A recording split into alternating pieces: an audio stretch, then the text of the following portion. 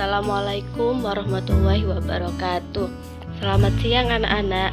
Materi hari ini yaitu pelajaran sejarah kebudayaan Islam. Untuk bab pertama, kita akan membahas tentang Daulah Abbasiyah membangun peradaban Islam.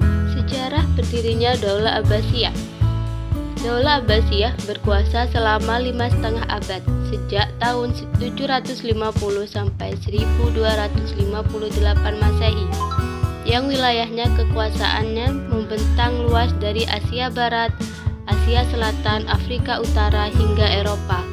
Pada masa inilah peradaban Islam berada pada puncak kejayaannya. Sejarawan menyebutkan sebagai Golden Age atau tahun keemasan. Keberadaan Daulah Abbasiyah berlangsung selama 550 tahun atau 5,5 abad. Selama periode itu, pola pemerintahan Daulah Abbasiyah berubah-ubah sesuai dengan perubahan politik, sosial, budaya, dan penguasanya. Daulah ini disebut Abbasiyah karena pendirinya merupakan keturunan Abbas bin Abdul Muthalib, paman Nabi Muhammad SAW. Faktor pendukung terbentuknya Daulah Abbasiyah ini dikarenakan adanya perpecahan internal keluarga Daulah Umayyah dan kekisruhan politik dalam negeri. Kemudian munculnya gerakan perlawanan terhadap pemerintah Daulah Umayyah. Yang ketiga, perpecahan kelompok suku Arab Utara dan Arab Selatan. Kemudian kekecewaan ulama dan tokoh agama kepada Khalifah Marwan bin Muhammad yang dinilai tidak memiliki sikap negarawan yang baik. Yang terakhir, wafatnya Khalifah Marwan bin Muhammad atau Khalifah terakhir Daulah Umayyah setelah kalah dalam pertempuran di Sungai Zab, Irak di tahun 132 Hijriah atau 750 Masehi. Untuk tokoh utama pendiri Daulah Abbasiyah ada 6. Pertama, Abul Abbas Ash-Shafah, Khalifah pertama. Kemudian Abu Ja'far Al-Mansur. Ketiga, Ibrahim bin Muhammad. Keempat, Ali bin Abdullah. Kelima, Abu Muslim Al-Khurasani. Keenam, Muhammad bin Ali. Di antara khalifah yang terkenal dari 37 khalifah dinasti Abbasiyah, yaitu Abu Ja'far Al-Mansur, Harun Ar-Rasyid, dan Abdullah Al-Ma'mum.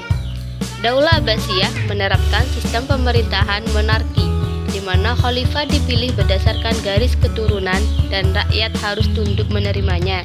Sedangkan di Indonesia menerapkan demokrasi Pancasila, di mana presiden dipilih oleh rakyat melalui pemilihan umum atau pemilu. Kemajuan peradaban dan kebudayaan Islam masa Daulah Abbasiyah.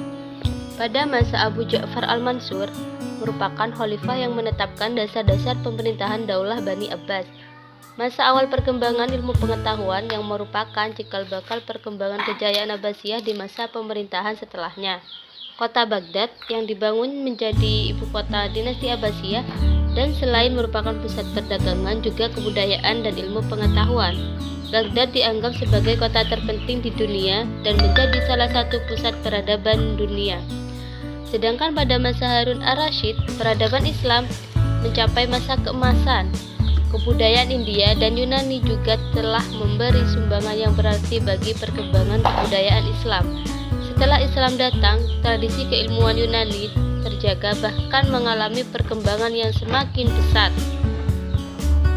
Semakin maju juga pada masa Abdullah Al-Ma'mun. Beberapa sastrawan dan budayawan yang muncul pada masa itu adalah Ibnu Maskawih dan Al-Kindi. Kota-kota Jundisapur, Harran, dan Iskandariyah adalah pusat-pusat peradaban Yunani sebelum Islam. Keruntuhan Daulah Abbasiyah disebabkan oleh dua faktor, yaitu faktor internal dan eksternal. Faktor internal, hubud dunia, yaitu kecintaannya kepada dunia, terlalu cinta kepada dunia. Kemudian ada konflik keluarga yang menjadi perpecahan, konflik keagamaan, dan melemahnya jiwa patriotisme dan nasionalisme. Sedangkan faktor eksternal yaitu banyak muncul pemberontakan dan dominasi bangsa Turki dan bangsa Persia. Sekian materi hari ini, semoga bermanfaat. Wassalamualaikum warahmatullahi wabarakatuh.